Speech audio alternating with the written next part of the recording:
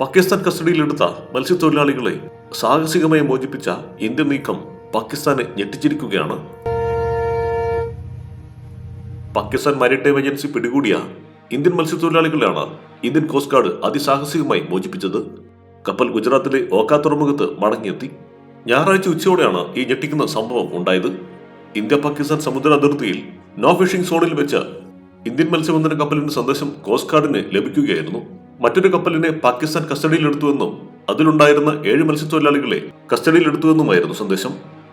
ഉടൻ തന്നെ coast guard വിഷയത്തിൽ ഇടപെട്ടു. മത്സ്യത്തൊഴിലാളികളുമായി പുറപ്പെട്ട പാകിസ്ഥാൻ മാരിടൈം ഏജൻസിയുടെ PMS നുസ്രത്ത് എന്ന കപ്പലിനെ പിന്തുടരാനായി കോസ്റ്റ് ഗാർഡ് കപ്പൽ അയക്കുകയായിരുന്നു.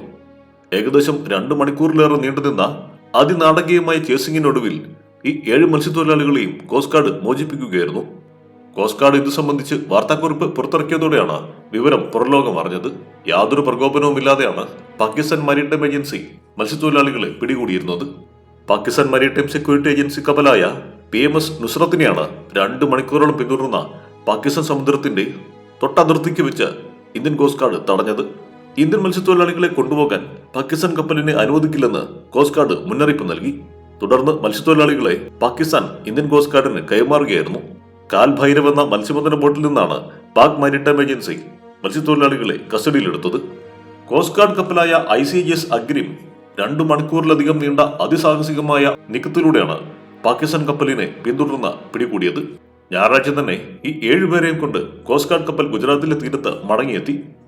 മത്സ്യത്തൊഴിലാളികൾ പൂർണ്ണ ആരോഗ്യവാന്മാരാണെന്നും കോസ്റ്റ് ഗാർഡ് വ്യക്തമാക്കി. വിഷയത്തിൽ ഗുജറാത്ത് പോലീസും കോസ്റ്റ് ഗാർഡും ഫിഷറീസ് വകുപ്പും സംയുക്ത അന്വേഷണം പ്രഖ്യാപിച്ചിട്ടുണ്ട്. ഇവരുടെ ആരോഗ്യനില തൃപ്തികരമാണെന്ന് കോസ്റ്റ് ഗാർഡ് അറിയിച്ചു. ഇവരുടെ മത്സ്യബന്ധന ബോട്ടായ കാൽ ഭൈരവ് സംഭവത്തിനിടെ കേടുപാടുകൾ സംഭവിക്കുകയും കടലിൽ മുങ്ങിപ്പോയതായും അധികൃതർ വ്യക്തമാക്കി. തിങ്കളാഴ്ച ഓഖ തുറമുഖത്തേക്ക് കോസ്റ്റ് ഗാർഡ് കപ്പൽ തിരികെ എത്തിയ ശേഷം മത്സ്യത്തൊഴിലാളികളെ പോലീസിന് കൈമാറിയിട്ടുണ്ട്. News desk, one nation media.